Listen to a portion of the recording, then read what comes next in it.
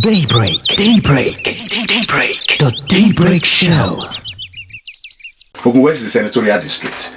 In that senatorial district, you have perhaps the most diverse cultural base in Ogun State. Why is it always that when it is time for elections, the debate, the focus is always around Ogun West? Why are we not talking about the other senatorial districts? There are 3 senatorial districts in the state, and there is no single senatorial district that can single-handedly produce the governor of the state without the support or without the contribution or without the acquiescence or otherwise of the other 2 senatorial districts. Let us not make the mistake of first and foremost laying the responsibility of producing the governor for whichever region or from whichever senatorial zone on the shoulders of any one particular zone or any one particular senatorial district. Ogun West is a cash cow of Ogun State. If the cash cow has not produced the leadership, then all of us should sit down at a summit perhaps, or sit down at the round table to say, hey, come, what is our problem? Let us not then see that as the problem of Ogun West alone.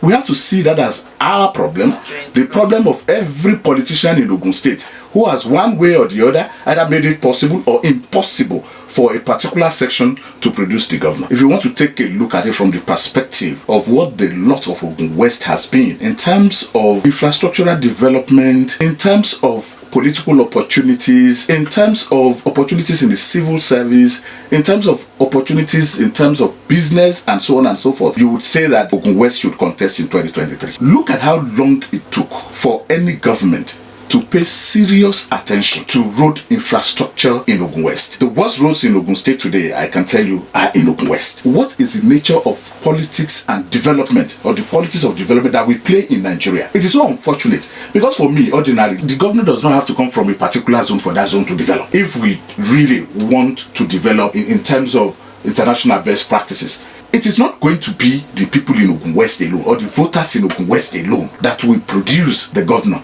Now, there has to be an interaction. There has to be a cross-fertilization of ideas across the senatorial districts. Unfortunately, I have not seen enough engagement from all the political parties.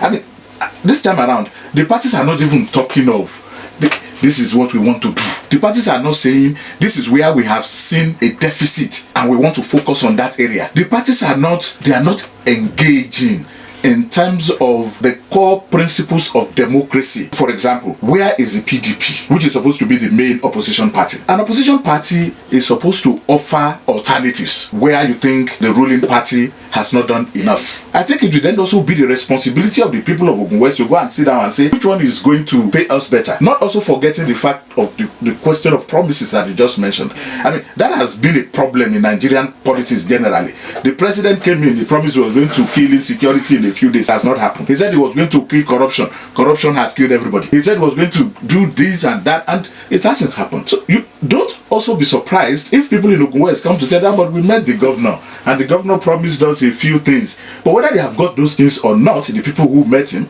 are the ones who can say that. In Ogun West, I can say there are 4 visible political parties: the APC, the PDP, APM, we don't know where it is now, whether it's dead or it's under the carpet. They might draw it out at some point, we don't know. And ADC. Yeah, those 4 political parties, if you use the 2019 elections as parameter, you see that those parties had visibility in Ogun West that they even had in all other sections of the state. Now, in those parties, you see that the major players at the senatorial level, they are either Awori or they are Yewa. So that dichotomy is not as pronounced as to say the ADC fielded Boyega Nasiru Isiaka. He got votes in Ayetoro. Heavy amount of votes in Ayetoro, dominated by what you used to call the Egbado people, the core Yewa people. Boyega Nasiru himself is a Ketu man. So people should look at these dynamics when they talk about there's dichotomy, there's division. But do you know why people always emphasize that?